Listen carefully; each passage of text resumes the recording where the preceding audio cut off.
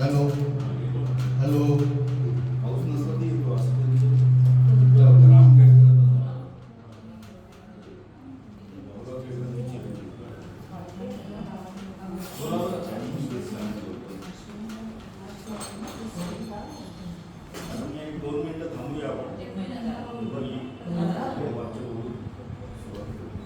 बोला ना हॅलो अजून वर काय पाईप पाईप वर हॅलो नाही बोला काहीतरी म्हणजे हॅलो हॅलो हां आता बोला परत आधी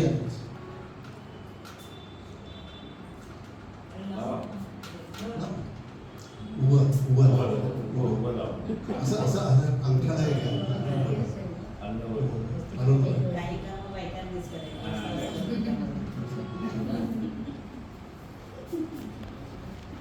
विचारलं त्यांना बुक्का ठेवलं ना मध्ये बुक्का आहे बुक्का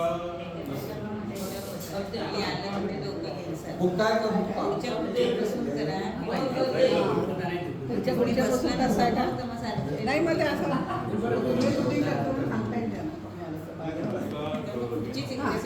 हॅलो हॅलो हां बस हॅलो इकडे द्या सर या साईडला बरं का इकडे द्या सर इकडे तुमची द्या ठीक आहे मी तुमच्यामध्ये येणार नाही कधी सांगा सुरुवात 2 मिनिटं अजून येतील असं मंडळी 5 मिनिटं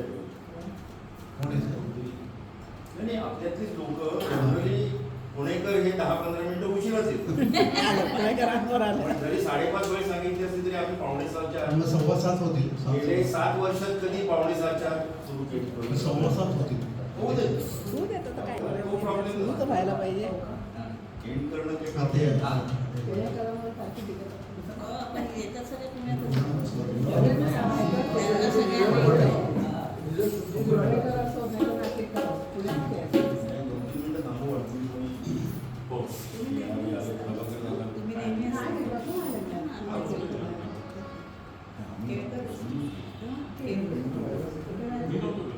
मी ना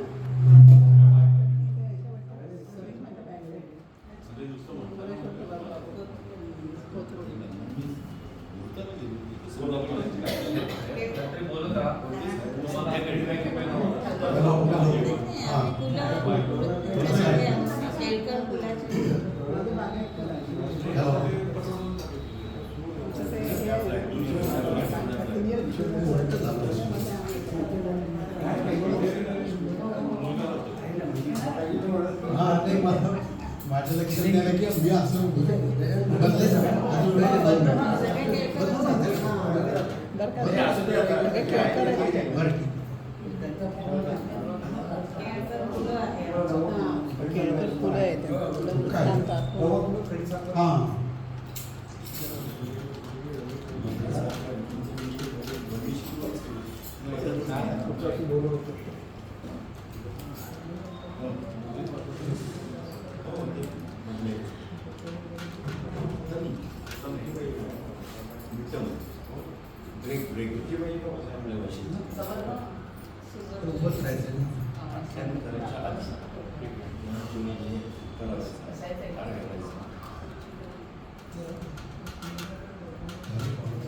इथं बसताय का सर मला कळलं बरं मध्ये बरे पडतात होत आहे ना नाही म्हणजे असं कडेला नाही पडत आहे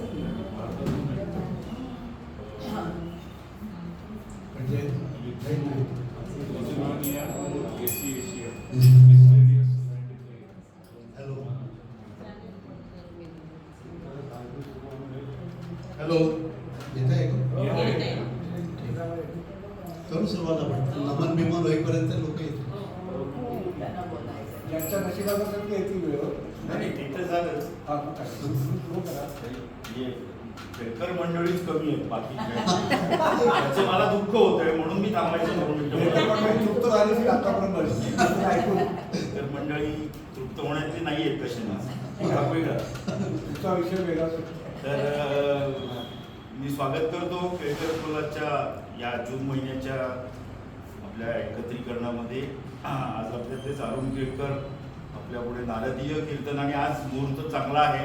हो. पालख्या पुण्यात येत आहे त्यामुळे दिवस चांगला आहे म्हणून आम्ही फायनल केलं की 30 जूनला कीर्तन तुम्ही करावं असं त्यांना सुचवलं.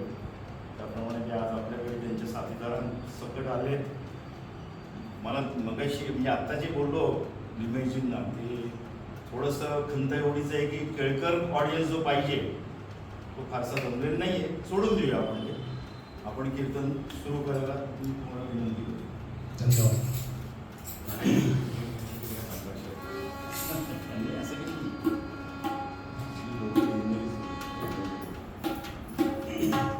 लाईट कमी आहे ना चेहऱ्यावर लाईट पाहिजे. लाईट आहे इथं माझं नाही का लाईट.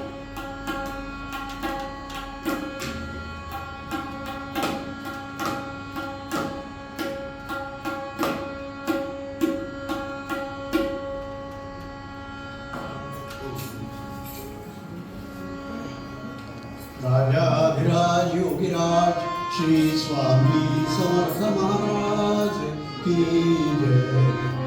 ओम रक्तांगरक्तवर्ण पद्मनेत्र सुहास्य वदन कंथा टोपी च माला दंडकमंडलधर कट्याकर रक्षक त्रैगुण्यरहित त्रैलोक्यपालक विश्वनायक भक्तवत्सल त्रियुगे श्री सद्गुरु स्वामी समर्थ अवतार.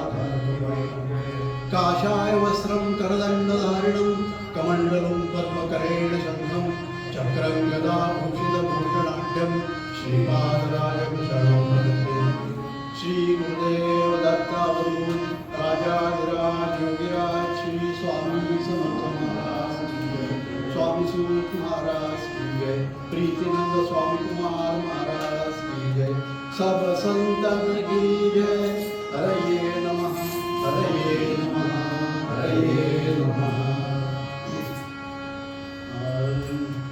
योगीराज माऊली गमाय माझी स्वामी राज माऊली. योगीराज माऊली गमाय माझी स्वामी राज माऊली. योगीराज माऊली गमाय माझी स्वामी राज माऊली. मदत पाहू नको त्वरित मदत पाहू नको त्वरित चलित ये माऊली गमाय माझी चलित ये माऊली गमाय माझी स्वामी राज माऊली. योगीराज माऊली स्वामी राज.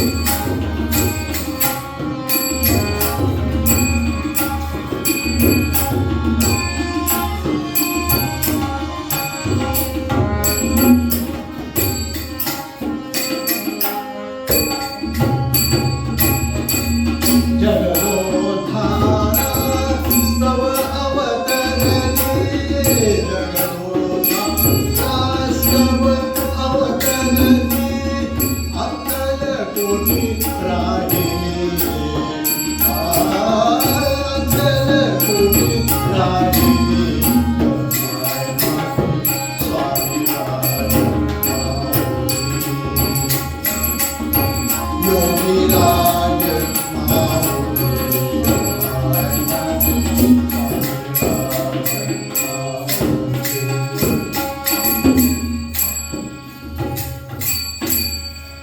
पावना दत्ता पतित पावना दत्ता पावना दत्ता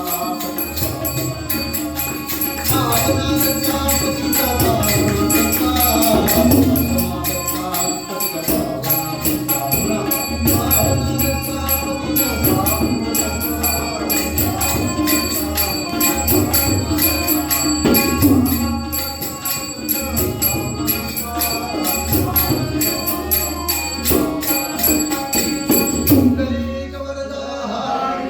पार्वती पते हर हर महादेव सीताकांत स्मरण जय जय राम श्री गुरुदेव दत्त अवधूत राजाधिराज योगीराज श्री स्वामी समर्थ महाराज की जय स्वामी सूत महाराज की जय प्रीतिनंद स्वामी कुमार महाराज की जय सब संतन की जय हरे नमः हरे नमः हरे नमः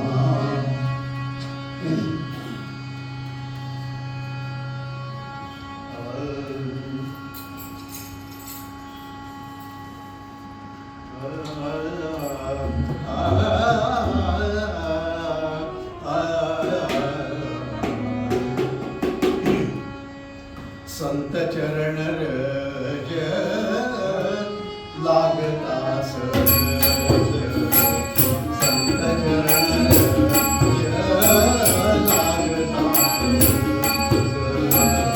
संत चरण रज लागता सहज संत चरण रज लागता वासनेचे बीज जळून जाय वासनेचे बीज जळून जाय मग राम नामी मग राम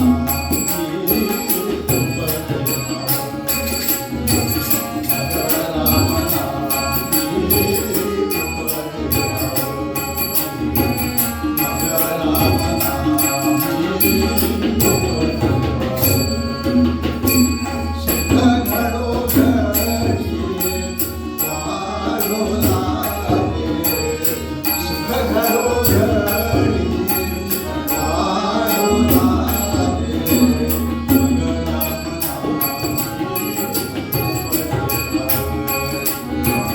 मग राम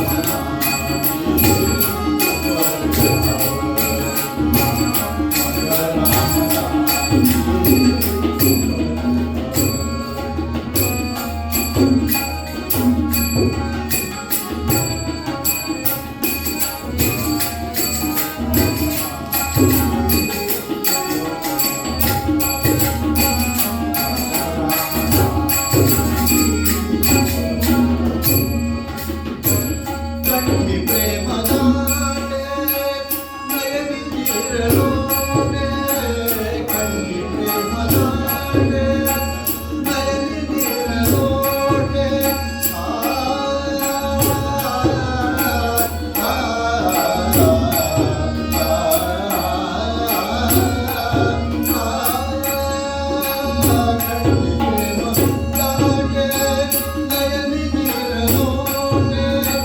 हृदय प्रजने राम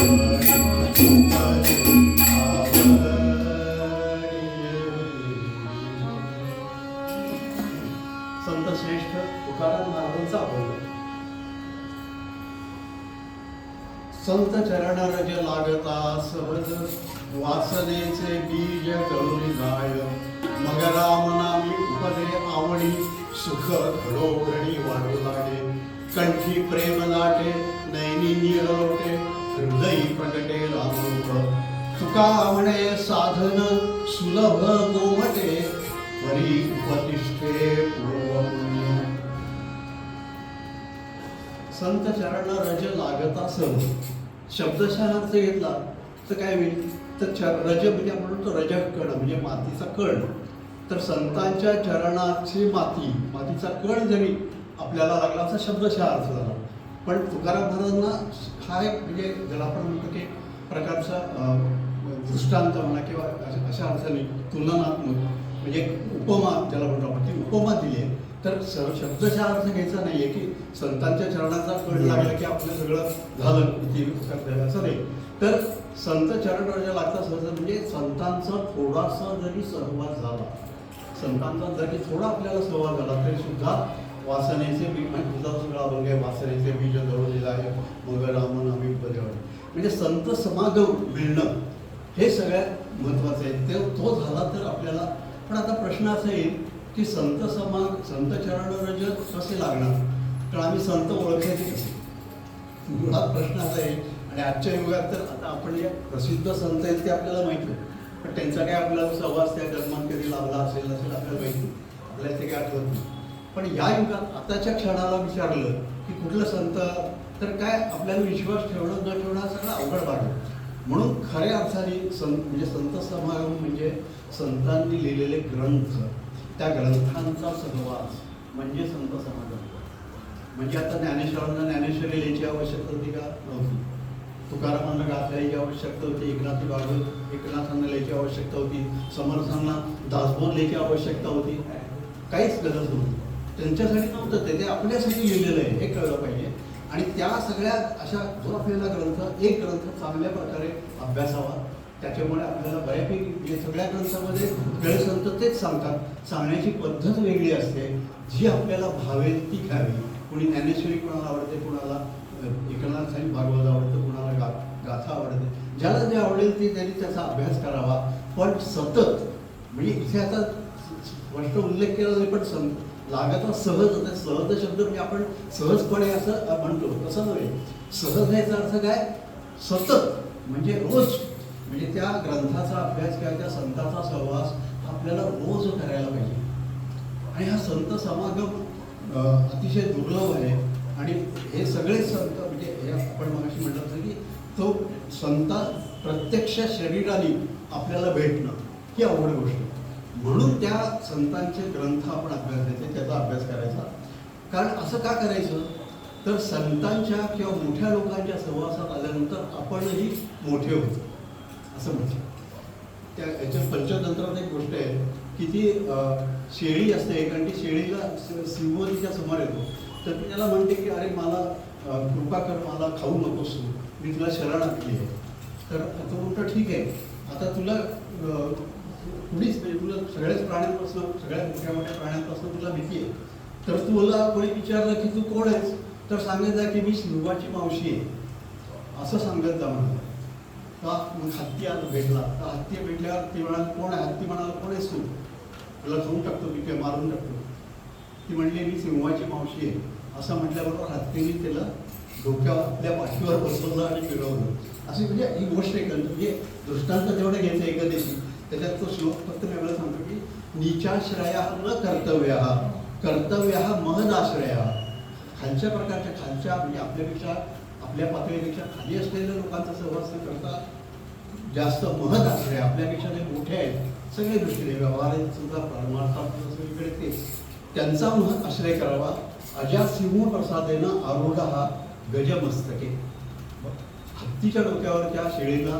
बसायला मिळालं अशा प्रकारचं ते म्हणजे थोडक्यात हे मोठेपण जे आपल्याला म्हणतो आपण मोठ्या लोकांच्या सहवासात जेवढं राहावं तेवढं आपल्याला आपणही तेवढे मोठे होतो त्यांच्यापासून आपण खूप मोठी शिकतो संत म्हणजे तरी काय मोठेच लोक आहेत ना परमार्थ मार्गातले साधन मार्गातले जे उच्च प्रतीचे लोक आहेत त्यांना संत म्हणतात आणि ते सगळे आता हे सगळे जे समाजसेवा करणारे काही लोक आहेत किंवा जे आपण विविध प्रकारच्या गोष्टी जे सेवा म्हणून करतात ते सगळे माझ्या दृष्टीने संतच आहेत.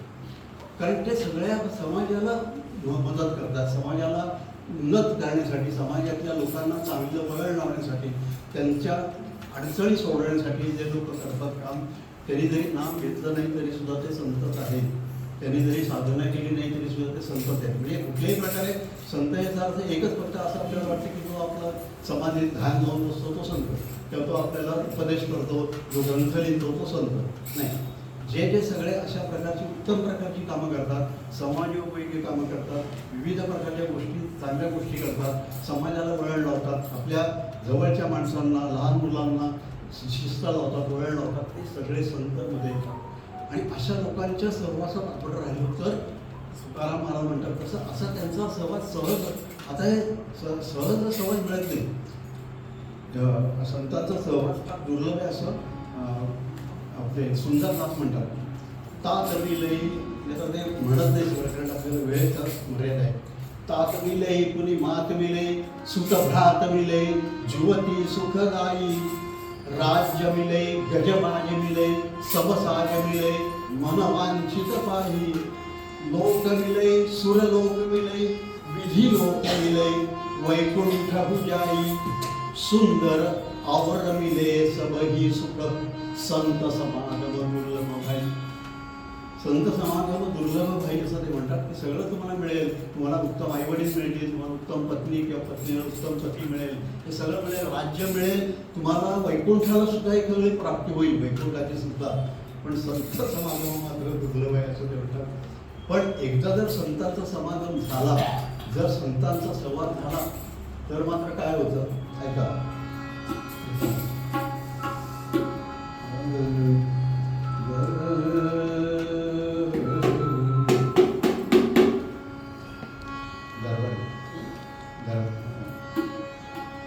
जो किट भृंग करे अपने सम, जो किट भृंग करे अपने सम, पास जो भृंग करे नहीं कोई, पास जो भृंग करे नहीं कोई, पास जो भृंग करे नहीं कोई, जुर्म और न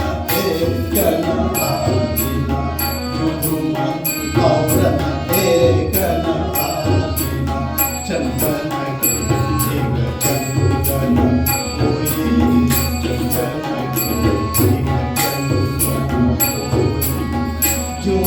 क्षुद्र मिले जब गंगहि, जो जल क्षुद्र मिले जब गंगहि, गंग पवित्र हुए जल सोई, गंग पवित्र हुए जल सोई, सुंदर और मिले सबही सुख, सुंदर और मिले सबही सुख, साधु की साधु कोई, साधु की संगत, साधु कोई, साधु की संगत, साधु संगत, साधु संगत,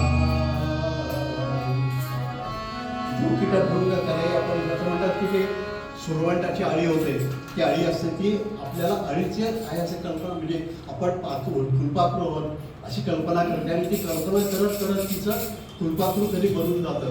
जो कीटा भृंग कराई आपण सम, तासं तू भिन्न करे नाही होई. पण त्याचा तो आळीपणा त्याचा निघूनच जातो आणि तो फुलपाखरू म्हणून ओळखला जातो. जीव जल आवरण एक न भात, जीव ध्रुम एक आवरण एक न भातीनं चंदन के ढिग चंदन होईल. आता आपल्याकडे चंदन बघायला मिळत नाही, पण पूर्वी चंदनाचे लाकडं म्हणजे ती त्या आदिवासी बाया वगैरे लाकडं चंदनाचे लाकडं लाडायच्या. तर त्या चंदनाच्या लाकडामध्ये जर साधं लाकूड टाकलं तर ते त्याला चंदनाचा सुवास लागतो. म्हणजे ते चंदन आणि ते वेगळं, ते लाकूड आणि चंदनाचं लाकूड वेगळं काढता येईल का नाही, तो सगळा सुवास ते धारण करतात. जू धर्म आवरण एक न भातीनं चंदन के ढेग चंदन होई, जू जल क्षुद्र मिले जब गंगही. गंगेत आता मस्त आपण काय काय लोक काय टाकतात सगळ्यांनी गंगा प्रदूषित असेल म्हणतात.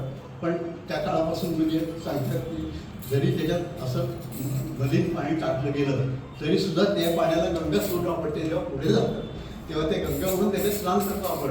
म्हणजे ते पाणी असतं खरं गढूळ, पण ते गंगेत मिसळल्यानंतर जीव जल क्षुद्र, ते क्षुद्र जल आहे, खराब आहे, वाईट आहे, ते गंगेची त्याचा संपर्क आल्यानंतर जीव जल क्षुद्र मिले जेव्हा गंगई गंग पवित्र उभई जल सोयी, त्याला गंगेचं पावित्र्य प्राप्त होतं त्या जलाला, त्या पाण्याला.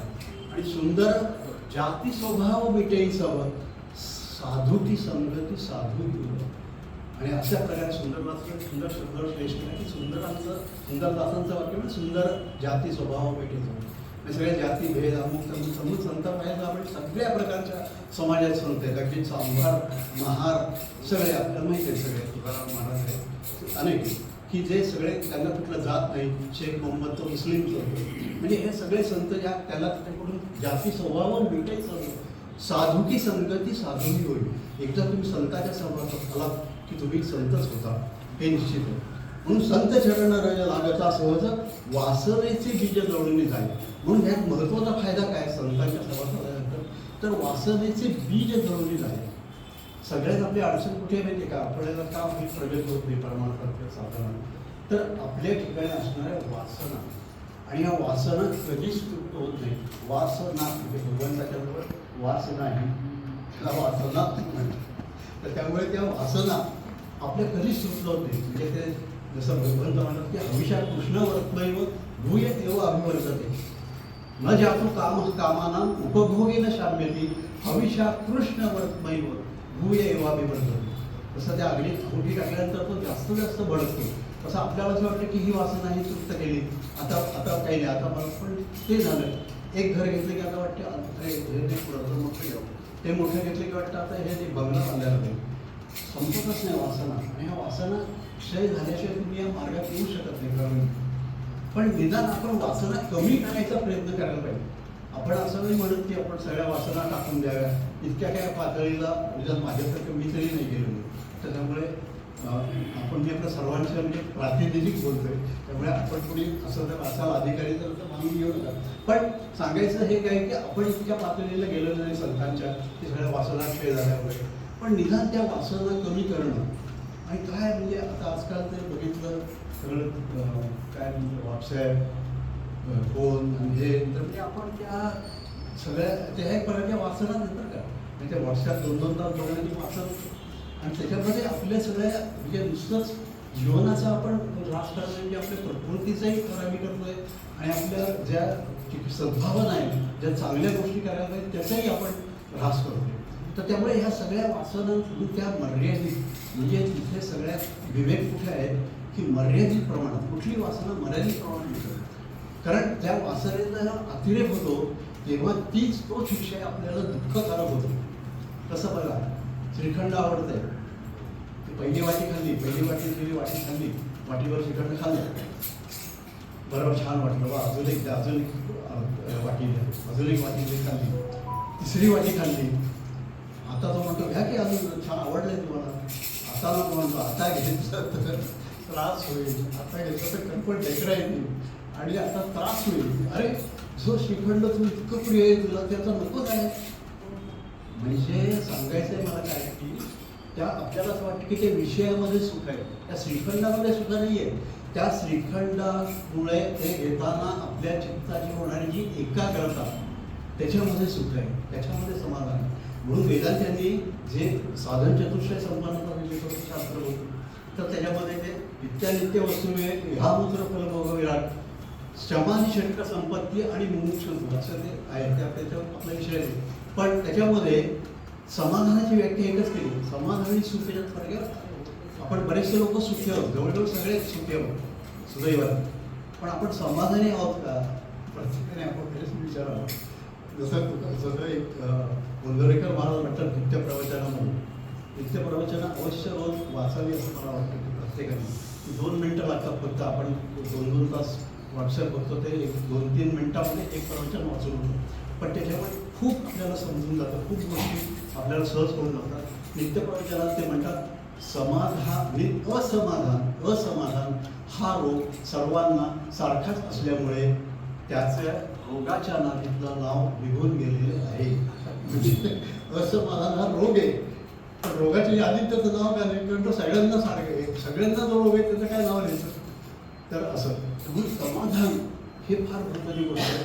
आणि ते समाधान, सुख नुसतं नाही, सुख आहे, बंगला आहे, गाडी आहे, घालून त्याचं ते, पण सुख आहे पण समाधान आहे का नाही. म्हणून त्या तिथे वासनेचे बीज जळून जाय, त्या वासनेचं नाश व्हायला पाहिजे.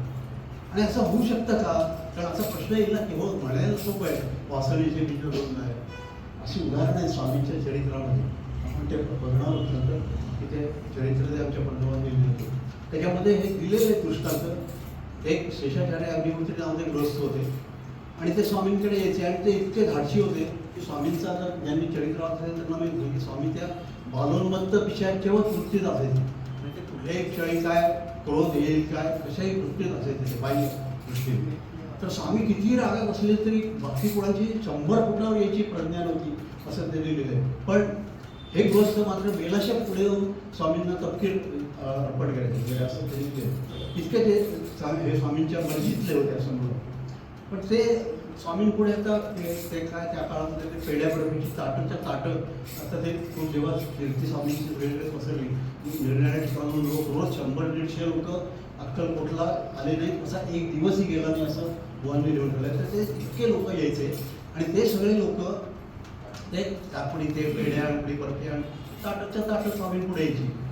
पण स्वामीतली सगळ्यात स्वामी गायीच्या बैलांना गायींना त्या प्राण्यांना यांना त्यांना सगळ्यांना प्रसाद द्यायचे सगळ्या लोकांना.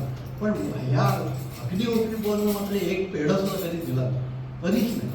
त्यांना सारखं वाटते सगळ्यांना स्वामी देतात पेढे बर्फी मला नाही हे काय. पण काय पुढं असतो स्वामींचं माझ्यावर प्रेमच नाही असं त्यांना वाटायला. हे पेढे असं त्यांच्या मनात आलं. आणि दुसऱ्या दिवसापासून स्वामींचं दर्शन बंद झालं. केव्हाही जावं तर स्वामी झोपलेले किंवा काही ते दुसरीकडे गेलेले. किती वेळा प्रयत्न केला प्रहर बसावं म्हणजे 3-3 तास तरी सुद्धा स्वामींचं दर्शन होत नाही. अगदीच जर खाटून बसलं तर पांघरुणांना शिव्या द्याव्या स्वामी असा. आणि यांना समजेन असं का होतंय माझ्यावर एवढं स्वामी मला मी इतकं हे करायचं स्वामी असं मला एकदम दर्शन का म्हटलं सारखं तो विचार डोक्यात घोळतोय. आणि मग त्याच्या लक्षात आलं की एकदा ते शेणाचे गोळे त्यावेळी पद्धत होती शेणाचे असे हे करायचं गोळ्यावर. तर त्या शेणाच्या गोळ्या घालण्यासाठी ते खासबाग म्हणून तिथे जो बाकडे अक्कलकोटमध्ये तिथे ते सगळं शेणाचं ते गोळ्या वगैरे करायचे होते. तिथे एकदा गोळ्या ते करत असताना सारखा ते विचार करायला लागला की मग एकदम त्यांना आठवलं की अरे या स्वामींच्या पाशी मोक्षाची कधी मागायच्या त्यांच्यापाशी मी क्षुद्र पेढीची वासना धरली ही माझी चूक झाली. आणि हेच कारण असेल की हे मला स्वामींनी हे म्हणून आता जर मी पुन्हा अशी वासना धरली तर मी शेणच खाईन असं म्हणून त्यांनी अक्षरशः शेण तोंडात काढलं. आणि ते त्यांच्या डोळ्यांना अश्रू व्हायला लागले अग्निहोत्री बुवांच्या. आणि ते म्हटले हेच जर खरं कारण असेल तर आज स्वामी मला दर्शन देतील. आणि त्याप्रमाणे ते दर्शनाला आले आणि स्वामींनी दर्शन स्वामी म्हणले का या बुवा काय बर्फी पोटभर खाल्लीत ना स्वामींनी विचारलं.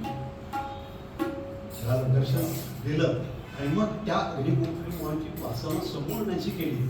इथे स्वामींनी की ह्या मी उदाहरण का दिलं की प्रत्यक्ष घडलेली गोष्ट की असं शक्य आहे. पण आपल्याला तेवढा भाव आपली तेवढी इच्छा पाहिजे. आपल्याला आतून वाटलं पाहिजे खरंच माझ्या ठिकाणच्या वासना कमी व्हाव्या. असं वाटलं तर आपण तसा प्रयत्न करायला पाहिजे. म्हणून संत चरणराजे लागता संत वासनेचे बीज जळून जाय मग रामन आम्ही उपद्यावं. असं झाल्यानंतर मग खऱ्या अर्थाने त्या नामामध्ये आवडी उत्पन्न होते. आपण नवविधा भक्ती करतो श्रवणम कीर्तनम विष्णू स्मरणम पादसेवनम अर्चनम वंदनम दास्यम सख्यम आत्मनिवेदनम. नवविधा भक्ती 9 प्रकार सांगितले ज्याला जे भावेल त्यांनी करायचे. हा पण त्या सगळ्यात कोणी नाम घेतं कोणी पूजा करतं कोणी अजून काही करतं कोणी आता आमच्याकडे लोक कीर्तन प्रवचन करतात काय काय करतात ज्या प्रकारची सेवा करतात ते करतात. पण त्याच्यामध्ये तुम्हाला खरी आवड म्हणजे त्या आवडीने करतो का आपण. काय डोक्याला उलट केल्यासारखं करतो जसं पूजा करतो आपण रोज. त्या पूजेमध्ये आपण किती खऱ्या अर्थाने देवाशी आपलं संधान जोडलेलं असतं. बहुतेक वेळा आपण कुठेतरी बाजारात गेलेलो असतो नोकरीमध्ये काय असेल तर तिथे काय ऑफिसमध्ये आज काय आहे उद्या काय होणार आहे आज कोण पाहुणे येणार आहे जेवायला काय केलं आहे हेच विचार डोक्यात येतात. एक पहिले 2 क्षण गेले, माळ ओढतोय जप नामजप, एक 10 मणी पुढे गेले की संपलंय, चाललंय तर मन कुठेतरी भटकत. असं करून तर आवड कशी येणार नाही. म्हणून नामाची आवड, नामाची म्हणा किंवा काय पूजा, जे काही तुम्ही कर्म करताय, जे काही तुम्ही परमार्थ परमेश्वर प्राप्तीसाठी ज्या ज्या गोष्टी करताय त्याची आवड उत्पन्न होते. आणि ते महत्त्वाचं आहे संत संघामध्ये. जर तुम्ही रोज नियमाने जर तुम्ही एखादा ग्रंथ वाचलात, त्याचे 2 म्हणून आपल्याकडे दासबोधाचा त्या जो अभ्यास आहे त्याच्यामध्ये त्यांचा नियम आहे की तुम्हाला शक्य आहे तुमच्या आयुष्यात, तुम्हाला जोपर्यंत शक्य आहे, क्षमता आहे तुमची, तोपर्यंत रोज 2 समास वाचलेच पाहिजे. आणि रोज 2 समास असे वाचत वाचत तुम्ही किती 100 पारायण तुमची काय होती, दासबोधाची होती, पण म्हणजे ते करायला पाहिजे. रोज नित्यप्रवचन वाचलं पाहिजे. रोज एखादं स्तोत्र आपल्याला जे कुठल्या आपल्या इष्टदेवते असेल म्हटलं पाहिजे. शुभंकर होते, आजकाल काय सगळं गेलो, काय शुभंकर होते नाही, काय कोणाला माहिती पण नाही काय. तर असं दुर्दैवाने पण ते करायला पाहिजे. ते केल्यानंतर खऱ्या अर्थाने आपल्यावर ते संस्कार नकळत होत राहतात. म्हणजे आपल्या मनावर ते संस्कार होत राहतात आणि ते होण्यासाठी म्हणजे ते हे आवडी निर्माण करायला पाहिजे. आवड, नामाची आवड कशा निर्माण होते, नाम घेतल्यानेच. म्हणजे पुन्हा ते कर्म करत राहिल्यानंतरच त्याची आवड निर्माण होते. आपण म्हणतो ना की ते काय म्हणतात, ते हल्लीचे लोक टेस्ट डेव्हलप करायला लागतात. टेस्ट डेव्हलप करायला. आता टेस्ट डेव्हलप ते काय म्हणतात म्हणजे आपल्याला माहीत नाही, पण म्हणतात असं की बिअर वगैरे कडू असते म्हणून. आता ते कडू कसं काय ते घेतात थोडं स्टोक, ते म्हणजे टेस्ट डेव्हलप करतो आपण. तर ते तशी ही टेस्ट जशी आपण व्यवहारात डेव्हलप करतो एखाद्या विषयाची, तसं परमार्थामध्ये साधनाचं आपल्याला आवड निर्माण पाहिजे. मकराम नामी उपदे आवडी, सुख घडोघडी वागवलं लागेल. म्हणजे तुकाराम फार विवेकपूर्ण विधान करतो की सुख एकदम असं तुम्हाला तो असं वरच्या पायरीवर घेऊन नाही ठेवत. हळूहळू तुमच्या प्रगती होते आणि जेव्हा हळूहळू प्रगती होते तीच खरी प्रगती असते. तुम्ही एकदम काही तुम्हाला हे केलं तर ते नाही देवापाशी मोक्षाचे गाठोळे आणून निराळे द्यावे आहे असं तुमच्या डोक्यावर गाठवून ठेवलं ना घ्या मोक्ष, असं नाही मोक्ष नाही. तर त्याला खूप साधना करावी लागते. जन्म अनंत जन्म म्हणजे अनंत जन्मींचे पुण्य जोडे तरीच परमार्थ घडे असं म्हणतात. तर अनंत जन्मी पुण्य केले, जन्मोजन्मी आम्ही बहुपुण्य केले, तेव्हा या विठ्ठले कृपा केली, कितीतरी आवडले. तर हे असं सगळं केल्यानंतर ते म्हणतात मगराम नामी उपदे आवडी, सुख घडोघडी वाढू लागे, कंठी प्रेम दाटे नयनी नीर लोटे, हृदयी प्रगटे रामरूप. हे सगळे अष्टसात्विक भाव जागृत होतात. तर आपण खऱ्या आणि मनपूर्वक एकाग्रतेने एखादं स्तोत्र म्हटलं किंवा एखादा ग्रंथ वाचला आणि त्याच्याशी समरण झाला तर आपल्याला लक्षात येईल की आपल्याला नकळत आपल्याला अष्टसात्विक भाव, अष्ट झालेले 2-4 तरी नक्की होतात प्रगत.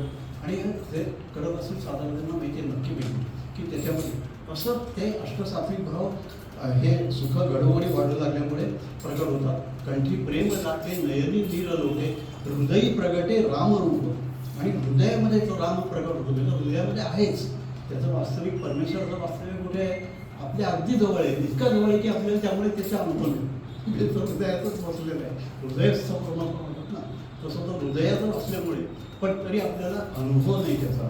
त्यामुळे तो अनुभव घेण्यासाठी आपल्याला ते त्या साधनामध्ये इतकं समरस व्हायला पाहिजे की आपली सगळी इंद्रिय म्हणजे सगळं जे पंचज्ञानेंद्रिय पंचकर्मेंद्रिय सगळी त्याच्याकडे लागली पाहिजे. त्याचंच फक्त आपल्या बाकी दुसरं काही नाही. आठवत असलं का मला दुसरं इतकं जर आपलं एकाग्रता झाली तर मग आपल्याला ते रामनामी उपदे आवडे आणि सुख घडोघडी वाढवू लागेल. कंठी प्रेम जाते नैनी होते. जसं तुकारामांचा प्रसंग का बघूया.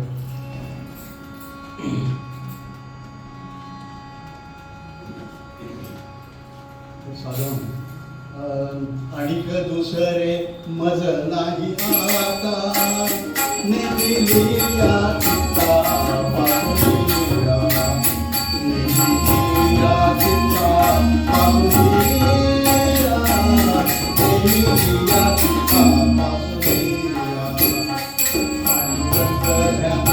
पांडुरंगमणी ज्या ज्योती स्वप्नी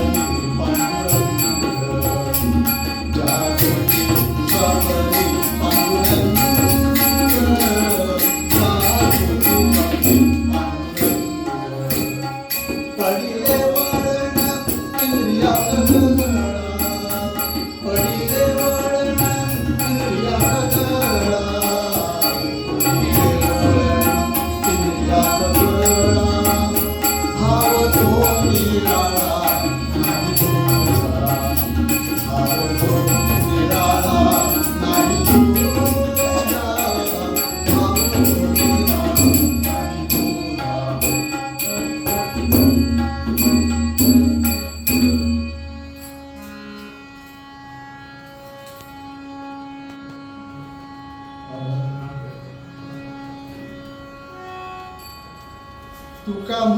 नेत्री केली ओळखण तुका म्हणे नेत्री केली ओळखण तुका म्हणे नेत्री केली ओळखण तुका म्हणे नेत्री केली ओळखण तुका म्हणे नेत्री केली ओळखण तटस्थते ध्यान विटे तटस्थते ध्यान विटे तटस्थते ध्यान तटस्थते ध्यान तटस्थते ध्यान विटे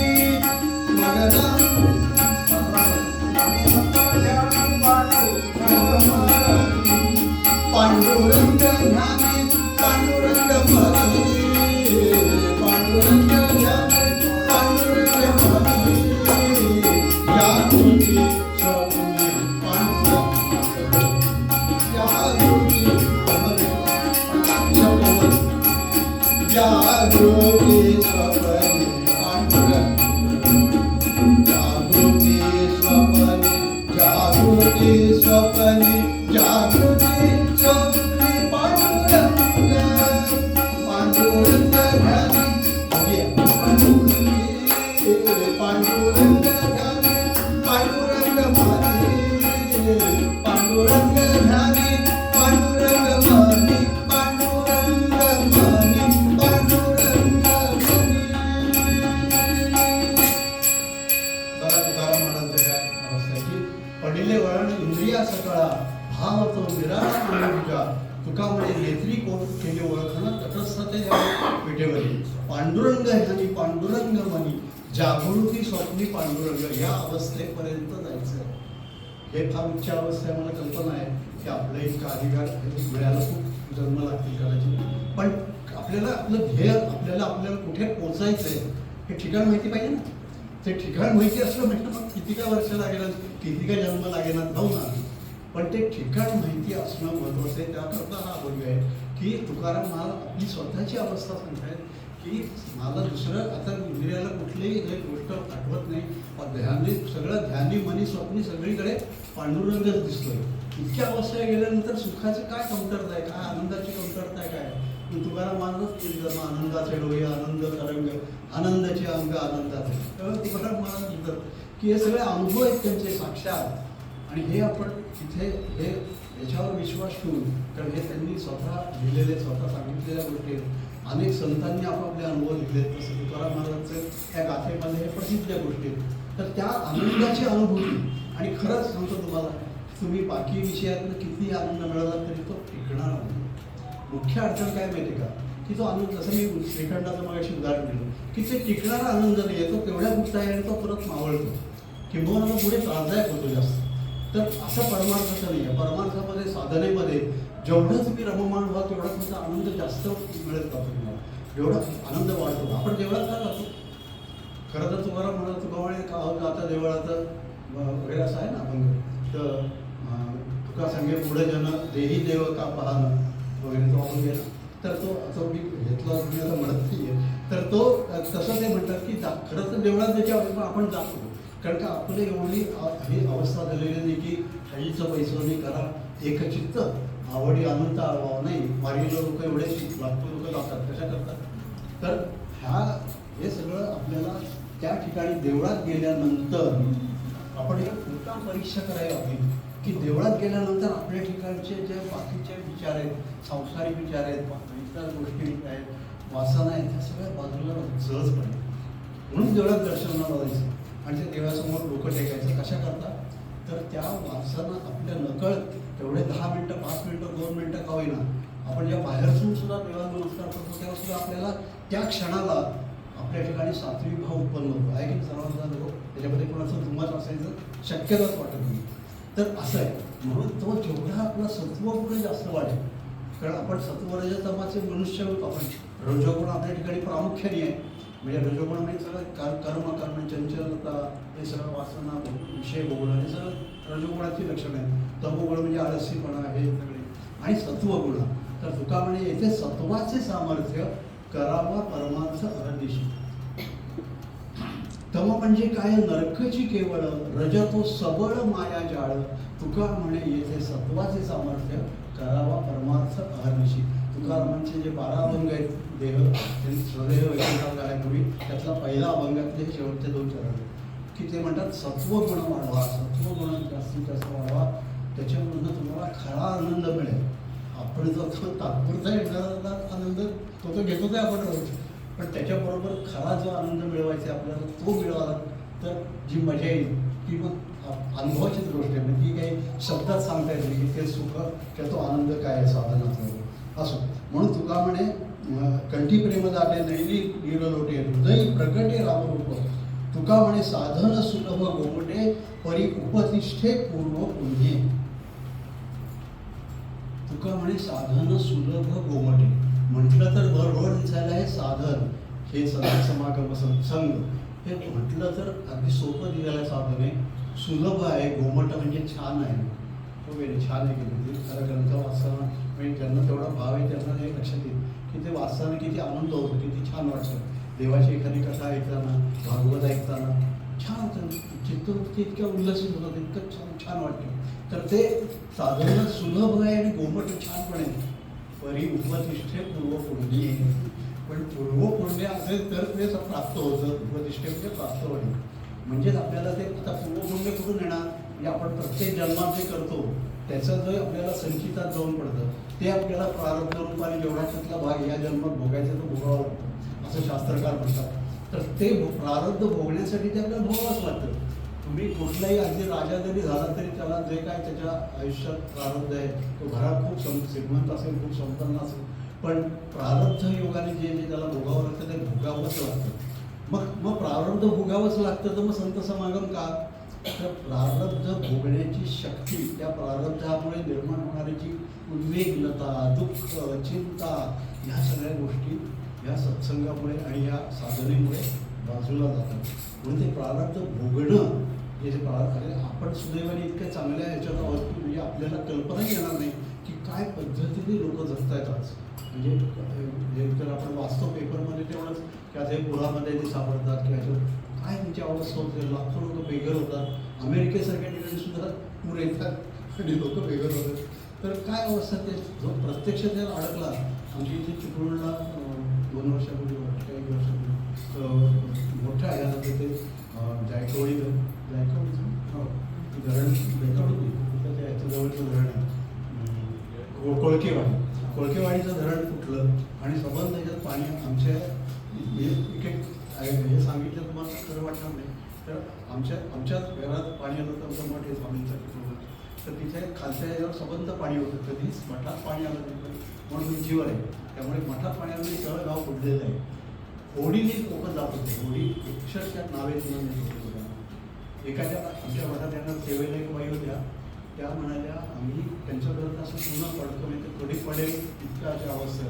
ते खाली सबंध पाणी पडलेलं, वरती एक असा माळा म्हणतो ना आपण, म्हणजे अक्षरशः असं पूर्ण उभंही राहता येते, बसता पण येते. त्या माळ्यावर ते 3 जण 4 दिवस तिथे होते. मी त्यांना विचार झाडं घालते मला की तुम्ही बाकी गोष्टी कशा केल्या ते, पण म्हणजे ते इतकं अवस्था अक्षरशः म्हणजे पाहिले डोळे की इतक्या अवस्थेमध्ये म्हणजे सांगायचं मला काय की काय प्रारब्ध वगैरे तुम्हाला भोगावं लागेल माहिती नाही तुम्हाला आपल्याला, आणि आपल्याला कल्पना नाही की काय पद्धतीने लोक लागतात. पण खरंच फार सुदैव आहोत. मग आपण जे सुदैव आहोत ते आपण खरंच मग साधन करायला पाहिजे की नको, म्हणजे खरं अर्थाने आपण साधन करायला पाहिजे. वारकरी लोक करतात जे खरं जे म्हटलं तर त्यांची काय परिस्थिती काय सामान्य लोक आहेत, अतिशय सामान्य शेतीवर करतात बिचारे. शेतीसुद्धा नाही झाली तर मग आत्महत्याही करावी लागते इतकी परिस्थिती. पण ते लोक वारीला जातात ते नियमित, ते लोक एवढी साधना करतात आणि आपण काय करतो, आपण आपले शेती उपभोग विषयभोग याच्याकडे आपली हेच जाते. तर एवढं म्हणून ह्याकरता हे अभंग याकरता ही कीर्तन हे ऐकायची. त्यामुळे थोडं तरी आपल्याला असं कुठेतरी वाटलं पाहिजे, आपण कुठेतरी असं व्हायला पाहिजे की मी काहीतरी साधन करेन, मी थोडं तरी काहीतरी साधन करेन की ज्यामुळे माझ्या ईश्वरात ते प्राप्तीचं फार लाभ हो. ईश्वर प्राप्ती आणि हे ब्रह्मज्ञान आणि सगळे आत्मज्ञान ह्या गोष्टी फार दूर आहेत. पण मला निदान माझ्या रोजच्या जीवनामध्ये एक आनंद मी मिळवीन, समाधान खऱ्या अर्थाने ज्याला सुख नव्हे समाधान मिळवीन, आणि असं मी समाधानी राहील. मस्त छान. मग तुम्ही काय पाहिजे ते करा. मग सगळ्या गोष्टी करा तुम्ही. मग अगदी जसं नित्य प्रवचना दिले की तुम्ही गाद्या गिरत्यावर तुम्हाला मस्त चेंज करा, सगळं उपभोग घ्या, सगळे छान छान पदार्थ करा, काही अडचण नाही. पण त्याचबरोबर हेही करा, त्याचबरोबर साधनही करा, त्याचबरोबर परमेश्वराला आठवा.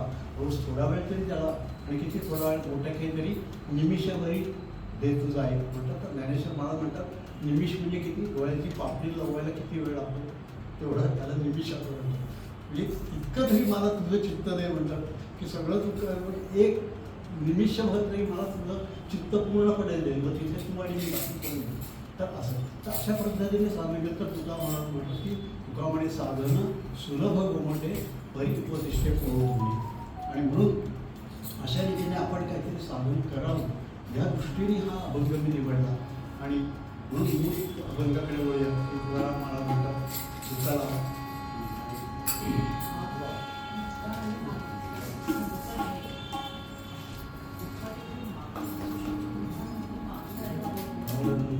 संत चरण रज लागता सर्व, संत चरण रज लागता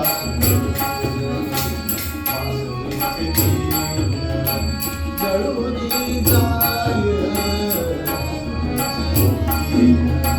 जळूनी जाय मर राम नाम,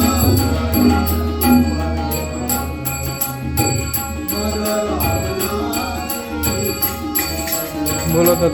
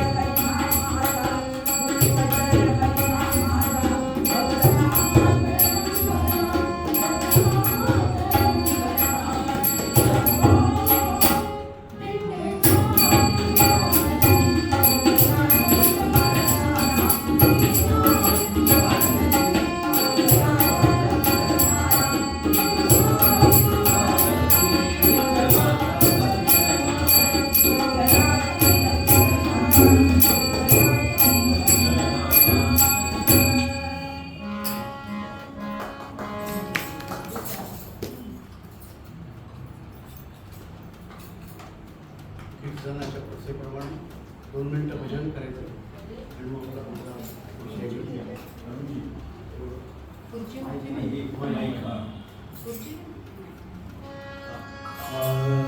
श्री स्वामी समर्थ जय जय स्वामी समर्थ.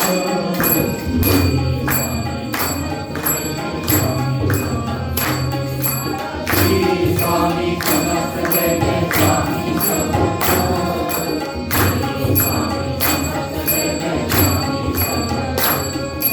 श्री स्वामी समर्थ जय जय स्वामी समर्थ.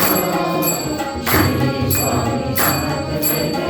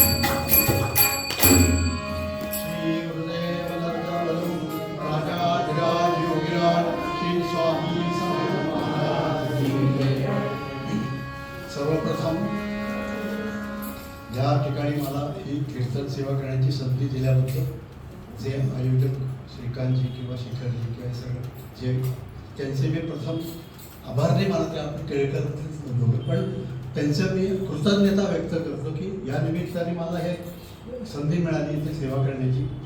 जरी उपस्थिती कमी असली तरी ठीक आहे, 4 लोक असले तरी तेवढ्यात. आणि कसं आहे की आम्ही म्हणजे हे सगळं सांगतो पण हे आमच्या आचरणात काही नाही, नेहमी स्पष्टपणे कबूल करतो. पण कारण आम्ही आमच्या गुरुजीला विचारलं एकदा की बाबा ते म्हणायचे तुम्ही कीर्तन करा, प्रवचन करा. म्हणून गुरुजी आम्ही जे आचरत नाही ते आम्ही लोकांना सांगायचं असं करा तसं करा. म्हणजे ठीक आहे ना, तुम्हाला नसेल जमलं तरी जर सांगितल्यानंतर त्यांनी जर एखादी गोष्ट तिथली आचरणात घडली तरी तुमचं याचं कार्य तुमचं साध्य झालेलं आहे उद्देश तसं आहे. म्हणून त्या निमित्ताने हे आम्ही करत असतो, ही सेवा म्हणून असं चालू असतं. तर साथीदार त्याच्याबद्दल या स्वतः संगीत शिक्षिका उमावी शाळेमध्ये आता तुम्ही त्यांचं ऐकलंच की सादरीकरण त्या उत्तम प्रकारच्या ह्या हे जोशी माधवराव जोशी चरोलीकर बुवा प्रसिद्ध कीर्तनकार 100 वर्षाचे आयुष्य घेतलं त्यांचे हे चिरंजीव आणि ते नेहमी मला हे दोघं साथ करतात, सांभाळून घेतात. कारण साथीदारांशिवाय कीर्तन करायला शक्यच नाही ते, त्यामुळे ते नेहमी सांभाळून घेतात. ते नेहमी त्यांचे लिमाई साहेब पण हे सगळे आम्ही भजनामध्ये एकत्र जमतो, दर महिन्याच्या भेटीला भजन करतो आणि अशा पद्धतीने सगळं करतो. आणि मग या निमित्ताने मी शेखरजींचे बोललो होतो की केळकर कुलाचा कार्यक्रम आहे तर केळकरांबद्दलच एखाद्या सांगितलं तर चालेल का तुम्हाला? तर म्हणे चालेल, अवश्य चालेल. म्हणून मग केळकरांबद्दलच बोलायचे आज. आणि ते काय थोडं ते सगळं आपल्याला वेळा होईल असं होतं.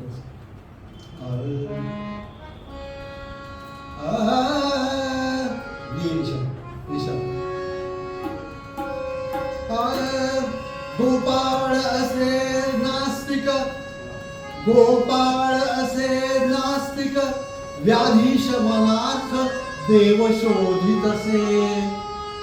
व्याधी निरसुनी स्वामी दुर्धर भवसागरात तारित असे.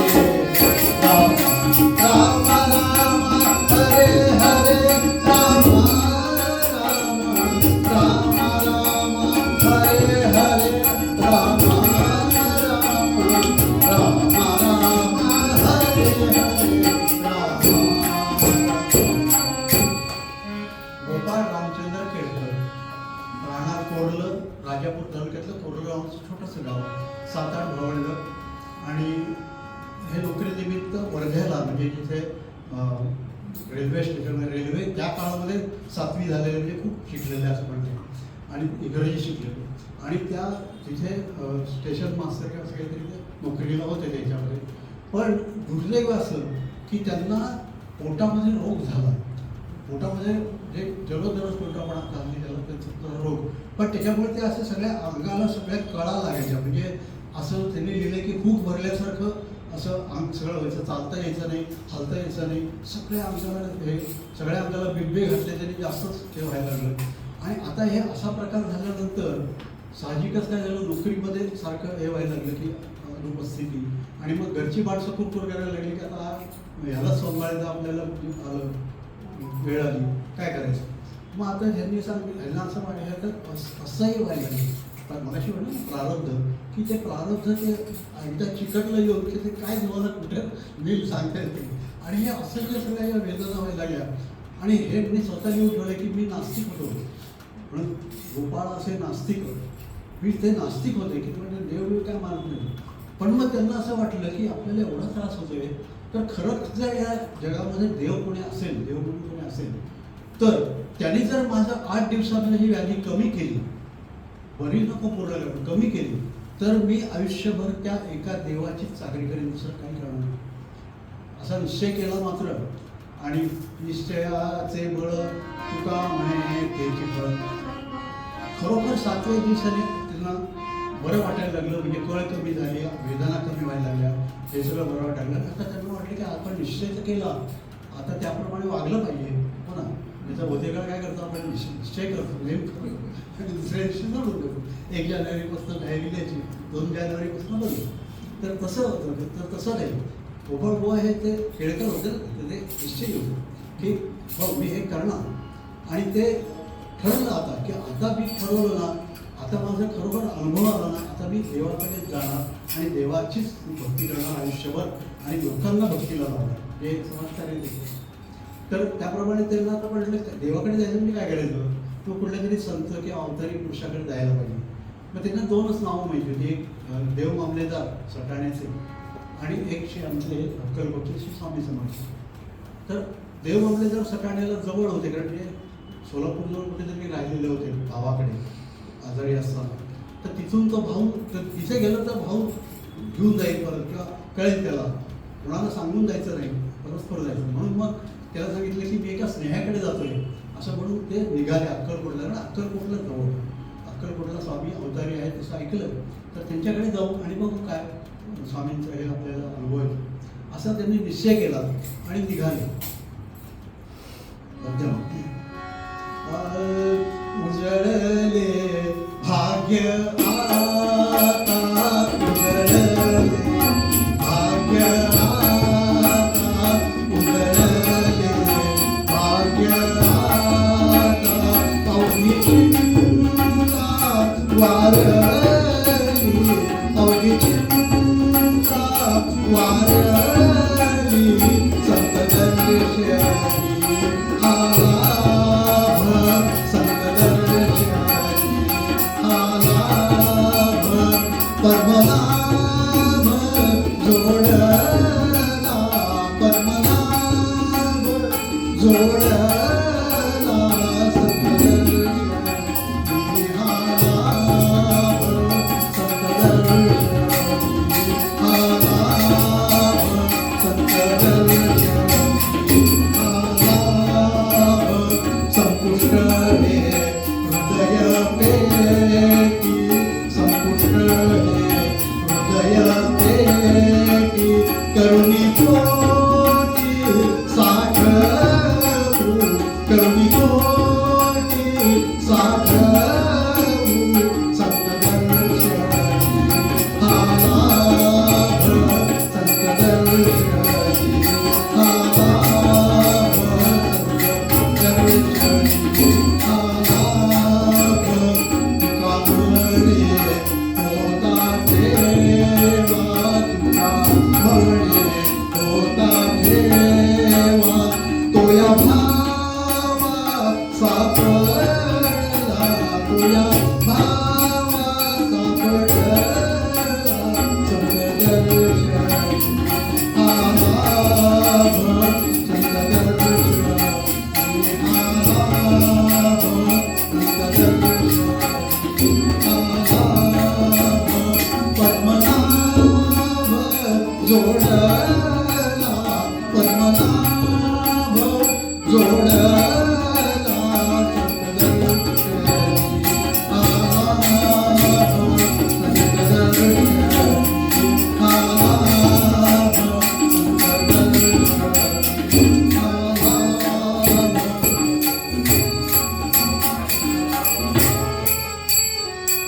आपण म्हणतो आयुष्यात टर्निंग पॉईंट यायला लागतो. काल मॅचमध्ये टर्निंग पॉईंट पाहिला, तसा आयुष्यात टर्निंग पॉईंट, हा टर्निंग पॉईंट म्हणजे हा बदल जो व्हायचा आहे ह्याच्यामध्ये सगळा मार्ग एकदम वेगळा झाला. तसा गोपाळभाऊंच्या आयुष्यात हा टर्निंग पॉईंट आला आणि आता त्यांनी सांगितलं की आता संतांकडे जायचं, कुठेतरी अवतारी पुरुषाकडे जायचं त्याच्याकडे. मग आता अक्कलकोटला पोचले. आता त्यांनी त्या आता हे जे आता मी या निमित्ताने आता आलोय म्हणून सांगतो इथे, हे चरित्र गोपाळभाऊंनी स्वामींचं लिहिलं आहे. ते स्वामींच्या सेवेत 4 वर्ष होते. नंतर मठ चिपळूणला स्वामी असताना स्थापन झाला, ही हकीकत मी नंतर सांगेन. पण हे चरित्र हे 27 आवृत्ती याच्याकडे आहे. डॉक्टर विनोद केळकरांना मी याची घरी नेऊन दिली होती, त्यांनी मागितली म्हणून आवृत्ती त्यांनी वाचली असेलच. तर त्या गोपाळभाऊंच्या बद्दल मी बोलते आणि ते माझे पणजोबा, माझ्या वडिलांच्या वडिलांचे वडील, ते माझे पणजोबा गोपाळभाऊ. म्हणून पणजोबा म्हणून खरं म्हणजे तुकारामाला म्हणतात की सर आपल्या पूर्वजांची महती सांगू नये. म्हणजे त्या कुठल्या अर्थाने म्हटलंय की आपण म्हणजे माझे पणजोबा गोपाळभाऊ होते म्हणून मी मोठा आहे, या अर्थाने नाही सांगायचे. गोपाळभाऊ मोठेच होते आणि मी त्यांच्याकडे खूप नक्कम पदार्थ आहे, त्यामुळे त्या अर्थाने मी सांगत नाही की म्हणजे माझे पणजोबा म्हणून सांगत नाही. पण एक केळकर घराण्यातले आणि गोपाळभाऊ त्यांनी कसं हे केलं तर त्यांनी लिहिलं, त्याच्यामध्ये लिहिलं आहे की अक्कलकोटला मी निघालो आणि वाटेत पुष्कळ हाल झाले, एवढंच वाक्य लिहिले. पण हाल झाले म्हणजे काय झालं तर वाटेत जेव्हा निघाले ह्याला तेव्हा एका धर्मशाळेत उतरले आणि त्या धर्मशाळेमध्ये एक काय पण असतो पण असे संध्याकाळ रात्रीची वेळ झाली त्यावेळी रात्री अशा पुष्कळ 5-6 अशा बैलगाड्या आणि त्याच्यामधनं भरपूर असं प्रकारचं काय म्हणता येईल भरजरी अलंकार आणि असं एक स्त्री खूप संबंध नखशिखांत अलंकाराने नटलेली ती अशी तिथे आली आणि ती त्यांना म्हणते की तुम्हाला काय पाहिजे, तुम्ही मला खूप चांगले गृहस्थ वाटता, तर मी हे सगळं तुम्हाला अर्पण करण्यासाठी आणलेलं आहे, तुम्हाला यातलं काय पाहिजे ते घ्या तुम्ही. ते म्हणले का मला हे काय, ते परीक्षा होती. तर देव परीक्षा पाहतो तुमची आधी आणि मग तुम्हाला जवळ करतो. तर तिथे गोपाळबाबांनी सांगितलं की मला यातलं काही नको, फक्त माझी अर्धवट मला अक्कलकोटपर्यंत पोहोचायसाठी तिकीट काढायचं आहे, त्याचे पैसे हवेत, कारण खिशात फक्त 5 पैसे होते त्यावेळेचे 5 पैसे. तर ते अक्कलकोटला जाण्यापुरतं तिकीट मला द्या. ते म्हणजे सगळं माझ्या कोणी नाही, मला पुढे वारस नाही, तुम्ही हे सगळं घ्या. म्हणजे मला हे काही नको, मी अक्कलकोटला पडलं, तुम्हाला तेवढेच फक्त मदत करा. तर म्हणजे ठीक आहे आता तुमची ही सगळी लीला स्वामींची असावी. तर ते तिकीट घेतलं आणि अक्कलकोटला पोचले. अक्कलकोटला पोचल्यावर पहिले खास बागेमध्ये स्वामींची स्वारी होती. स्वामी ते त्या कशी म्हणतात बाल विषयाच्या उन्मत्त अशा अवस्थेवर कुठल्याही अवस्थेवर स्वामी असायचे. तर ते 5 पैसे क्षणातल्या 2 पैशाच्या खडी साखर घेतली आणि ती खडी साखर तिथे स्वामींपुढे ठेवली आणि नमस्कार केला. आणि मग आता करायचं रोज काय तिथे पाहिले त्यांनी लिहिले त्याच्यात की तिथे जे सगळे सेवेकरी बहुतेक होते ते सगळे इतर लौकिक गोष्टी बोलणारे, इतर काय व्यसन करणारे असल्या प्रकारचे काही लोक होते त्याच्यात. पण आपल्याला काहीतरी चांगलं स्वामींकडनं साक्षात्कार व्हावा, आपल्याला काहीतरी उपदेश मिळावा असे फार थोडे लोक होते. पण ठीक आहे आता हे जगरूढी आहे, त्याला काय करणार. तर ते स्वामींपुढे ते गेले आणि ते तिथे नमस्कार केला आणि स्वामींना पाहिल्यानंतर त्यांना असं वाटलं की आपली व्याधी नाहीशी झाली, सगळ्या आपल्या व्याधी गेल्या. तर ते स्वामींचं ते वर्णन ते स्वामीसुद्धांनी केले फार 7 फूट उंच होते स्वामी आणि संबंध आजारूभाऊ म्हणजे राम जसे आजारूभाऊ होते म्हणजे गुडघ्यापर्यंत म्हणजे उभ्या हात खालचे हा फोटो पाहिला आपण तर लक्षात येईल आजारूभाऊ म्हणजे काय. हात गुडघ्यापर्यंत आहे बघा स्वामींचा, हा ओरिजिनल फोटो आहे म्हणजे पुढ्याकडे काढलेला. तर तो हात इथपर्यंत आहे आणि त्यामुळे उभ्या वस्तू उचलून घ्यायची. उंची एवढी त्यांची त्या अंगरख्यावरनी पाहिलं अक्कलकोटला तर बघा केवढे मोठे आले ते अंगरखे स्वामींचे. ते सगळे म्हणजे ज्याला आपण 32 लक्षणी अवतारी पुरुष हा नेहमी 32 लक्षणी असतो असं म्हणतात. आणि त्यांचे सगळे जे अवयव असतात आणि सगळं जे त्यांचं जे तेज असतं ते सौम्य करतात. कारण ते तेज सौम्य केलं नाही तर लोक बघू शकत नाही. बुवांनी लिहिलं त्याच्यामध्ये की स्वामींकडे एकटं काही वेळसुद्धा पाहणं शक्य नव्हतं, इतकं प्रखर तेज त्यांच्या ह्याच्यामध्ये. कोटी सूर्यप्रभा नेत्र हे सूर्यवर असं स्वामी महाराज वर्णन करतात. तर असं कोटी सूर्यांचं तेज असं होतं तसं स्वामींच्याकडे तेज होतं. आणि ते त्यामुळे ते पाहिल्याबरोबरच त्यांना असं वाटतं की आपली भूक तहान रोग सगळं गेलं आणि आपण याला जे काय मिळालं इथे काय. आणि मग आता सेवा करायची म्हणजे काय करायचं, मग ते म्हणजे काहीतरी उपदेश द्यावा स्वामींकडे. स्वामींनी काहीतरी उपदेश द्यावा आणि तो आपण त्याच्याप्रमाणे मार्गात ठेवू. मग उपदेश द्यायचा मग काय कसा घ्यायचा उपदेश, तर त्याच्या रीती 2 होत्या. एक तर काय स्वामींनी स्वतः काहीतरी सांगावं की काय दत्त म्हण, काय स्वामी म्हण, काय वाटेल की नाम घे किंवा काय पूजा कर काय असेल ते. एक तसं त्यांनी सांगावं किंवा आपण जेव्हा स्वामींच्या पायावर डोकं ठेवू त्यावेळी जे शब्द स्वामींच्या मुखातून येतील तोच मंत्र आणि त्याचा जप करायचा असं जे मला अशी ठरवलं होतं. आणि त्यामध्ये लिहिलं आहे प्रतिज्ञेप्रमाणे 6 महिन्यापर्यंत या दोन्ही गोष्टी घडलेल्या. स्वामींनी काय सांगितलं आणि जेव्हा मी पायावर डोकं ठेवायचो तेव्हा स्वामी कितीही बोलत असले तरी त्या क्षणी त्यांचं बोलणं बंद झालं, त्या क्षणी गप्प होते. असं 6 महिने झालं असं झालं आणि प्रतिज्ञेप्रमाणे काय घडलेली गोष्ट. मग त्यांना म्हटलं ठीक आहे आपलं जेव्हा हे तेव्हा. आणि मग एका रात्री स्वामींनी काय केलं की स्वप्नात आले स्वामी आणि म्हणाले तुझा रोग आम्ही बरा करतो असं वाक्य बोलले स्वामी. आणि पोटावरनं हात फिरवला गोपाळबाबांच्या, त्यांना स्वप्नात दिसलं. आणि मग त्यांना आपण रात्री 2 सुमारास त्यांना वाटलं की आपल्याला काहीतरी लघवीला वगैरे होते असं वाटल्यामुळे ते उठले आणि सुमारे त्यांनी लिहिले 2 तांबे लघवी झाली आणि सगळा रोग तो निघून गेला त्या ह्याच्या वाटे. आणि ते एकदम म्हणजे आपल्याकडे आमच्याकडे फ्रेश एकदम छान व्यवस्थित झालं. आणि असं त्या स्वामींनी ते पहिल्यांदा तो त्यांचा रोग नाहीसा केला. नंतर मग एकदा ते सेवा करत होते तिथे. सेवा म्हणजे काय तर त्रिकाळ दर्शन घ्यायचं, जे काही इथे कामं असतील छोटी मोठी ती स्वामी कुठे निघाले तर त्याची ओझी व्हायची, अशा प्रकारच्या सेवा लोक करायची. तर तसं ते आणि स्वामींच्या लीला पाहणं 6 महिने की ते वेगवेगळ्या प्रकारचे, कारण स्वामींचा जो अवतार आहे मुळामध्ये तो हा जनाच्या उद्धारासाठीच होता. आणि दत्तावतार जे स्वामींना पूर्ण दत्तावतार म्हणतात, ते जे अडलेले नडलेले लोक आहेत त्या लोकांना आता कोणाला पैसा, आता बहुतेक लोक येणार आहे की ते ह्याच म्हणजे इथे अर्थ जिज्ञासू अर्थार्थी ज्ञान, त्यातल्या अर्थार्थी ज्ञानी फारच सोडायचे, अर्थार्थी जास्त, जिज्ञासू आणि ज्ञानी थोडे. तर ते अर्थ लोक यायचे की मला स्वामी तुमची आराधना करायची, तुमची उपासना, पण माझ्याकडे पैसाच नाही, काय करू मी, मला प्रपंचासाठी वेळ द्यावा लागतो. मग त्याला काहीतरी काय घे, काय हाडं दे, मग त्याचं सोनं लागेल, अशा अनेक कथा आहेत त्याच्याबरोबर. पण जास्त त्याच्यामध्ये मुख्य हे करायचं की, आणि अनेक लोक स्वामींकडे असे यायचे की जे स्वामींना सरळ म्हणजे तोंडावर नाव ठेवते, काय चाललं आहे, कसं काय उद्योग चाललं आहे, या संदेशाने आपल्या गोष्टी कशाला करायला वगैरे, आणि बरंच दिले आहेत सगळं. तर ते त्यांनासुद्धा स्वामी काहीतरी चमत्कार दाखवून वटणीवर आणायचे की भक्तीला लावायचे त्यालासुद्धा. असं हजारो लोक म्हणजे त्यांनी लिहिले की मगाशी मी उल्लेख केला की रोज 100-150 लोक त्या इथे अक्कलकोटच्या जवळचे स्टेशन काय कडपगावाच्या स्टेशनवर रेल्वे यायची तोपर्यंत त्यावेळेला, त्या काळात 150 वर्षापूर्वी. तर तेव्हा त्या कडपगाव स्टेशनवर रोज 150-200 लोक स्वामींच्या दर्शनाला आले नाहीत असा एकही दिवस गेला नसेल लिहिण्यासाठी. खूप म्हणजे ते आता सांगायला एवढं खूप आहे. असो, तर आपल्याला विषयाकडे आपल्याला त्याच्यात गोपाळबाबांना असा हे रोग नाहीसा झाला आणि मग गोपाळबाबा म्हणले की आता काय होईल, आणि मग त्यांना एक स्वप्न पडलं आणि त्याच्यामध्ये असं खूप लोक त्यांच्या अंगावर दिन करत तलवारी घेऊन आले आणि त्यांना मारायला आले, आणि स्वामींनी त्यांना उचलून असं लांब नेलं कुठेतरी आणि तिथे नेऊन ठेवलं, आणि स्वामी पुढे उभे राहिले असे कटीवर हात ठेवून आता तसे, आणि एकदम डोळे उघडले, मी स्वप्न जागे झाले. आणि मी काय स्वप्न पडलं कोणासो, एक आटलं मी संकटातनं स्वामींनी वाचवलं असं तर मी हे करून घेतलं. मग आता अनुग्रह व्हायला पाहिजे, मी स्वामींचा उपदेश मिळायला पाहिजे, म्हणून माझा उपदेश घ्यायचा. तर ते कसे होईल तेव्हा स्वामी म्हणले अवकाश आहे. ते जेव्हा म्हणले स्वप्नामध्ये की स्वामी मला काहीतरी उपदेश द्या, म्हणजे अवकाश आहे, कृपा करायची पण वेळ आहे. असं झाल्यानंतर काही दिवसांनी पुन्हा असं झालं की गोपाळ आता त्या काळी स्वामी वेगवेगळ्या ठिकाणी गेले होते. अक्कलकोटच्या परिसरामध्ये जवळजवळ 50-60 किलोमीटरमध्ये स्वामी कुठेही जायचे, बरोबर भक्त मंडळी असायची, त्या तिथल्या लोकांचा उद्धार करायचा, त्यांच्या अडचणी निवारण करायच्या, दुसऱ्या गावी जायचं, असं स्वामी सतत भ्रमण करायचं. तर तसं ते गोपाळबाबा त्यांच्याबरोबर ते भक्त सगळे जे शिष्य जायचं तसं ते जायचे.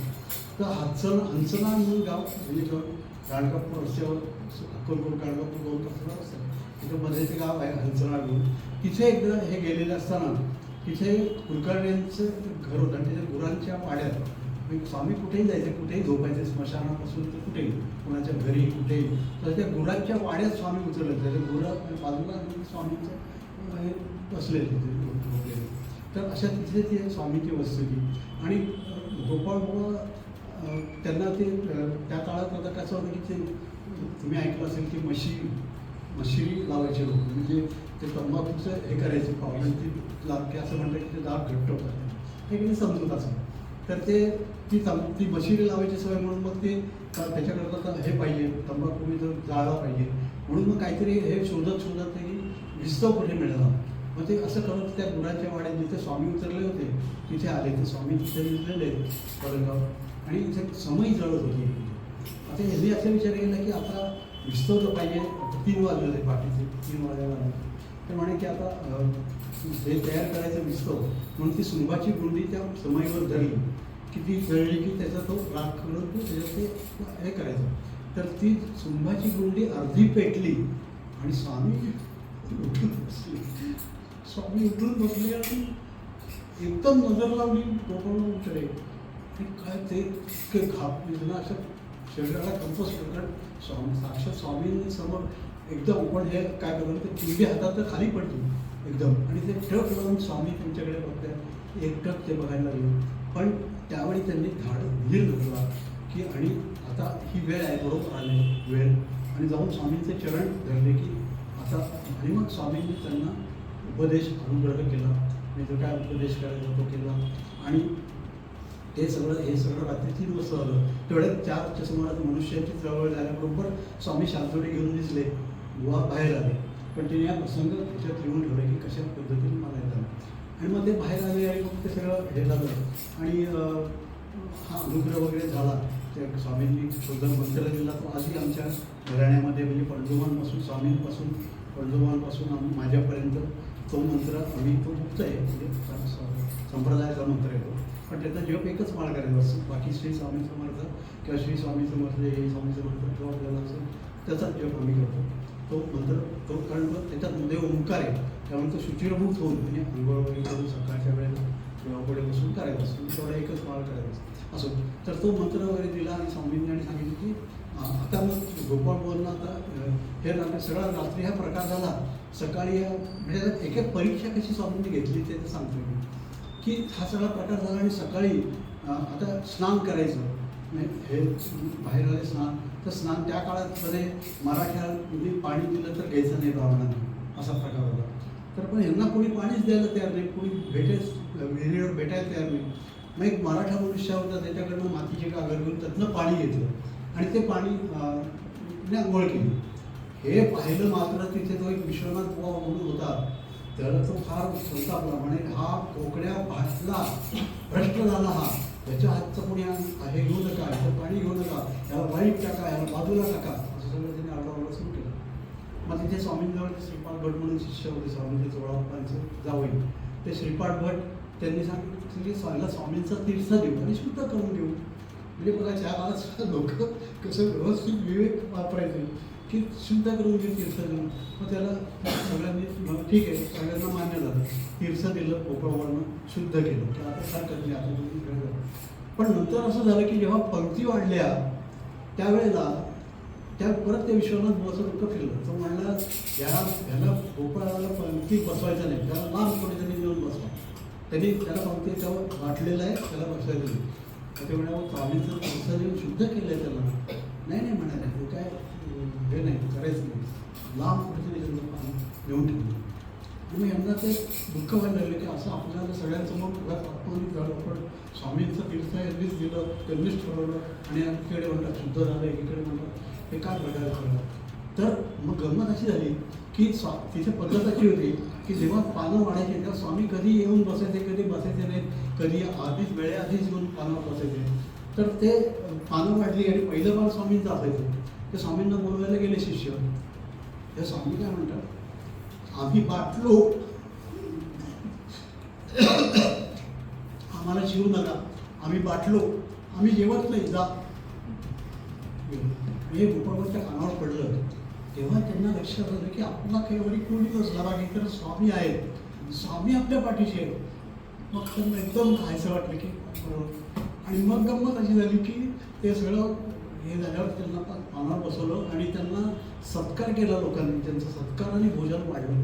असं त्यांनी लिहिलं की मला नंतर कोणी याबद्दल विषय काढला नाही, किंबहुना सत्कारपूर्वक मला सन्मान केला आणि मला भोजनाला वगैरे दिलं असं त्यांनी लिहून ठेवलं. म्हणजे इतका फरक पडला. आणि मग त्यांनी लिहिलं आहे की म्हणजे कसं म्हणजे आपण एखाद्या उगाचच एखाद्या माणसाला त्रास दिला तर काय होतं ते त्यांनी लिहिलं आहे की त्या दैवयोगाने म्हणा किंवा त्याचं प्रारब्ध म्हणा किंवा काय परमेश्वराचा कोप झाला म्हणा त्या विश्वनाथ बुवाला वेळ लागला. ज्यांनी हे पान प्रतिज्ञ ओढलं होतं यांचं त्या विश्वनाथ बुवाला वेळ लागला. त्यांना सांगायचा उद्देश आहे की म्हणून आपण हे करावं. देवाच्या ठिकाणी आपण आता आपण बघतो की देवळांमध्ये वगैरे काय लोक गप्पा काय मारतात, काय चालतं देवळांमध्ये म्हणजे बघण्यासारखं असतं. आपण आम्ही भजनाला जातो बघतो ना की काय लोकांची संसारिक प्रापंचिक गोष्टी देवळात या गोष्टी बोलत. देवळात आमच्या चिपळूणच्या मठात उत्सवामध्ये असा नियम होता गोपाळ की संबंध जो जेव्हा तुम्ही सभामंडपात आहात तेव्हा तुम्ही कुठल्याही गोष्टीवर सांसारिक प्रापंचिक बोलायचं नाही. किंबहुना दिवसभरामध्ये उत्सवामध्ये तरी किंवा फक्त जेवण झाल्यावर अर्धा तास तुम्हाला दिलेला आहे, त्यात तुम्ही काय त्या प्रापंचिक गोष्टी गप्पा करा. त्यानंतर पुढे संबंध नाम किंवा ते काय कीर्तन असेल, प्रवचन असेल ते ऐकणं, भजन असेल ते म्हणणं, या सगळ्या गोष्टी करायच्या. बाकी काय करायचं इतकी शिस्त होती. आता काय सगळं हे झालं तर असो तर सांगायचं म्हणजे काय की ते अशा प्रकारे त्या गोपाळांना असे अनेक अनुभव आले. म्हणजे स्वामींचे जे हे दिले त्यांना. आणि मग त्यांना सांगितलं की आता स्वामींनी सांगितलं, हा आदेश दिला की आता तू चिपळूणला जा आणि चिपळूणला जाऊन पादुका स्थापन, तिथे पादुका त्यांना दिल्या, चांदीच्या एवढ्या पादुका आहेत, दंड आहे, म्हणजे या बकरीमध्ये ते सगळे फोटो आहे आणि त्या अजूनही तिथे चिपळूणच्या मठात आहेत. म्हणजे स्वामी असताना 4 वर्ष मठ तिथे आधीच झालेलं होतं. तिथे पण योजना स्वामींची अशी होती की तिथे 6 महिने गोपाळवरनं 6 महिने स्वामी सुखवंत स्वामींचे शिष्य होते, त्यांच्याकडे मुंबईला पाठवलं होतं आणि तिकडनं तू तिकडे जायचं. तोपर्यंत तिथे ब्रह्मचारी बुवा म्हणून एक स्वामींचे शिष्य होते, ते चिपळूणला स्मशान होतं एक, म्हणजे असं उंचवटा म्हणून उंचावर म्हणजे, तर तिथे असं उंचवटा होता असं आपण म्हणतो आणि त्या तिथे स्मशान होतं. त्या स्मशानाच्या तिथे साफ करून त्या ब्रह्मचारी बुवांनी त्या पादुका तिथे ठेवल्या आणि ते तिथे पिशाच्या वक्तीने भ्रमण करत त्याचं रक्षण करत होते. आणि त्यांनी सांगितलं गावातल्या लोकांना की तेव्हा ते गावाबाहेर होतं, आता ते अगदी मध्ये आलं होतं, तेव्हा ते गावाबाहेर होतं, स्मशानात होतं. आणि ते म्हणजे की इथे आमचा माणूस येईल आणि तो त्याच्या ताब्यात हे देईल मी आणि मुळी जाईल. त्याप्रमाणे ते 6 महिन्यांनी गोपाळबाबा तिथे आले. ते आले तेव्हा त्यांच्याकडे काहीही नव्हतं, म्हणजे एक तपेली त्यांनी लिहिले, त्याच्यात तपेली आणि एक काहीतरी असं 1-2 भांडी. आणि स्वामींचं काय हे होतं नियम, दर गुरुवारी भिक्षा मागायची, 5 घरी भिक्षा मागायची किमान, पण 5 घरी शक्यतो मागायची भिक्षा, म्हणजे अल्पच घ्यायची, म्हणजे असं काही भरभर होतं ओसाभर तांदूळ किंवा सूपभर तांदूळ असं नव्हे, भिक्षा म्हणामध्ये मुठभर घ्यायची 5 घरी. त्या भिक्षेवर 7 दिवस गुजारण करायचे, पुन्हा गुरुवार आला की पुन्हा भिक्षा.